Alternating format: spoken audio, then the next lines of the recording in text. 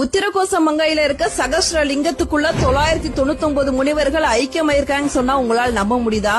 ஒரு தடவை உத்திரகோச மங்கையில சிவபெருமான் குருவாக இருந்து அங்க இருந்த 1000 முனிவர்களுக்கு வேதங்களை கற்றுக் கொடுத்துக்கிட்டு இருக்காரு. சிவபெருமானை பார்க்க வேண்டும் அப்படிங்கறதுக்காக மண்டோதரி சிவ வழிபாட்டை ரொம்ப கடுமையா பண்ணிட்டு இருக்காங்க.